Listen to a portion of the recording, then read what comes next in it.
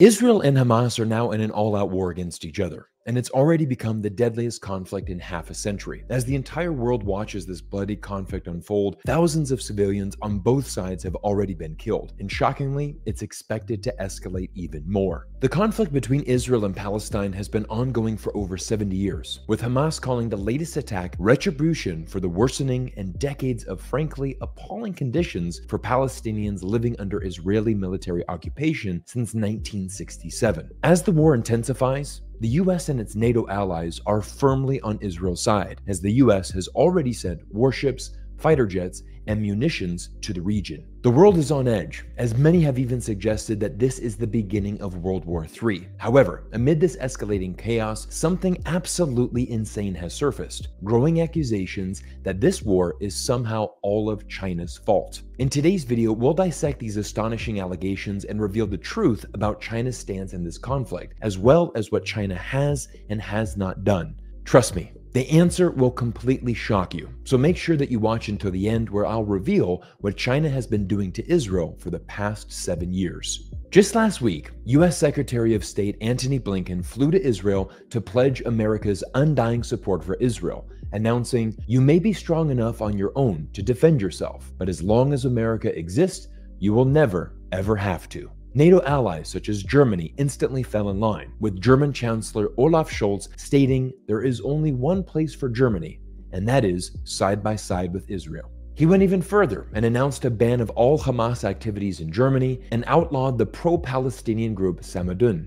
However, the rest of the world is not as pro-Israel as the West, with most of the global South having a very different viewpoint. Interesting enough, these two maps tell a story of how divided and polarized our world truly is. Notice how most of the world didn't support sanctions on Russia, and besides the United States and its core allies, once again, most of the world recognizes Palestine as a sovereign state. As tensions and anxieties run high throughout the world and people take sides, some have even tried to blame China for this conflict. Blaming China for seemingly every problem has of course become a favorite pastime of the West. Here is Fox News' very own China expert, Gordon Chang, who recently tweeted this absurd allegation: "China supports Hamas, China supports butchery." Gordon is a well-known China hawk who has been incorrectly predicting China's collapse for well over 20 years. His insights into China are completely fabricated and extremely easy to debunk. So let's dissect China's official position on the war to help everyone understand what China is really saying. China is deeply concerned over the current escalation of tensions and the violence between Palestine and Israel. We call on relevant parties to remain calm, exercise restraint, and immediately end the hostilities to protect civilians and avoid further deterioration of the situation. The recurrence of the conflict shows once again that the protracted standstill of the peace process cannot go on. The fundamental way out of the conflict lies in implementing the two-state solution and establishing an independent state of Palestine. The international community needs to act with greater urgency, step up input into the Palestine question, facilitate the early resumption of peace talks between Palestine and Israel, and find a way to bring about enduring peace. China will continue to work relentlessly with the international community towards that end. This official statement from China's foreign ministry barely made a blip in Western media, and when it did, they obsessed about China failing to condemn Hamas. However, the truth is that China is walking a very tight rope here because it maintains good relations with both Palestine and Israel. This is also exactly how China responded to the war in Ukraine, because China also has good relations with both Russia and Ukraine. Unlike the United States, who only wants to align themselves with countries who embrace the same political system and ideology, China is interested in strengthening economic ties and trade with all countries, and couldn't care less what political system you have. It's this neutral and non-interventionist approach that is the defining feature of China's foreign policy, and this new war in Israel and Palestine is no exception. Maintaining this impartiality also gives China a clear diplomatic advantage, because this gives it a strong negotiating power with both sides of any conflict, as neither side can simply dismiss China as partial to the other.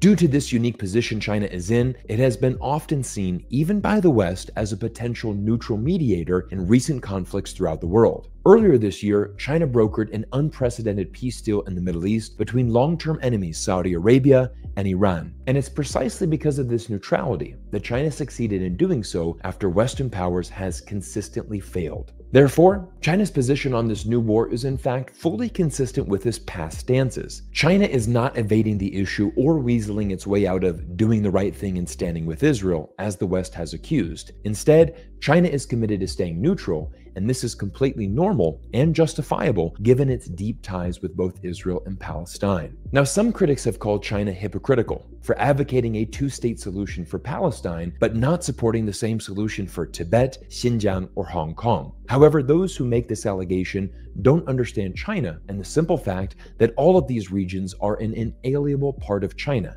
and not a single country on earth recognizes any of these regions as independent. This is a stark contrast to the situation in Palestine, where once again, most of the world does in fact recognize Palestine as a sovereign state, and even Israel's closest ally, the United States, has been a large proponent of a two-state solution for most of the last half-century. In Gaza, Palestinians live under military occupation. They have no hope for a better future, and the region is often called the world's largest open-air prison. 50% of people living in Gaza are in extreme poverty, with Gaza having the world's highest unemployment rate. Quite frankly, these are the exact breeding grounds for extreme terrorism, and the only way to solve this problem is providing future generations in Gaza the right to freedoms and a chance at a better life. Here is a hot take that you'll never hear from Western media. Israel should have learned from China on how to deal with this problem. China faced terrorism in Xinjiang, but instead of killing innocent Uyghurs, the Chinese government pushed for investment into infrastructure, tourism, cotton, and solar panels to enrich and better the average Uyghur's life. Today, the average Xinjiang Uyghur is almost twice as wealthy as the average Thai, and almost 3 times as wealthy as the average Vietnamese citizen. Once again, Israel should have learned from China, but it hasn't, and instead is stuck in this never-ending cycle of violence and hate. Now, what I've said here about Xinjiang might come as a surprise to anyone who believes the Western narrative that China has turned the province into an Orwellian hellhole with slave labor and concentration camps. But stay tuned until next week, because I'm releasing a new video breaking down a shocking new report from 2 German scholars who finally revealed the truth that Western media refuses to tell you about China's Xinjiang province. But for now, let's debunk the myth that China supports Hamas and is to blame for this new war. The essence of these allegations is that because Iran supports Hamas and China has economic ties with Iran, China is therefore directly responsible for the bloodshed. Claims have even surfaced accusing China of secretly plotting with Iran to use Hamas to destroy Israel. Honestly, it feels silly that this needs to be explained, but given the shocking prevalence of these views on Western social media and news outlets, let's break it down. While China does maintain a good economic relationship with Iran, countless other countries do too, including key US allies and partners such as Turkey and the United Arab Emirates, the former of which is even a NATO member. However, allow me to drop a massive truth bomb here that will 100% shatter these latest allegations. While China has certainly helped Iran recover its sluggish economy, its relationship with Iran is not in any way special, unique, or even substantial compared to its ties with other countries in the region. In fact, for the past 7 years, China has actually invested more money into Israel than it has Iran, based on data collected by the China Med Project, one of the most comprehensive research projects that documents and quantifies China's deepening ties in the region. What's more, the data shows that China has actually developed a closer relationship with Israel, Saudi Arabia, and the UAE than it has with Iran in terms of economic, diplomatic, and military cooperation. This, of course, includes oil, of which China imports far more from Saudi Arabia and the UAE than it does from Iran. And what's most striking here is that all 3 of these nations, Israel, Saudi Arabia, and the UAE, are all close friends and security allies of the United States. Thus, the West accusing China of being too close to Iran and fraternizing with the enemy of the West is completely irrational. What's even more ironic is that critics in the West, especially the United States, have been quick to denounce China's ties with Iran, while at the same time condemning China for not using these exact same ties to pressure Iran into ending its support of Hamas. Let's also not forget that the United States is happy to cut deals with Iran when it suits them. Just last month, it was ready to pay Iran $6 billion as part of a prisoner swap, although it has since withdrawn that promise after the fighting between Israel and Hamas began. In conclusion, the horrific new war in Israel and Palestine has shocked the entire world, and the indiscriminate killing of thousands of civilians, including women and children, is utterly disturbing and inhumane, regardless of which side does it. Cooler heads must prevail right now and bring an immediate end to this needless bloodshed. This is what all nations on Earth need to be calling for. Unfortunately, this conflict shows no signs of dying down and has the potential to trigger a wider conflict that pulls in other nations and even start World War III if it is not de-escalated. Also, it doesn't help that social media is currently overflowing with disinformation, including about China's stance and its own involvement. But as I've shown in today's video, China's position is very clear. It's called for an immediate de-escalation and end to the violence, and asserts that the only way to achieve this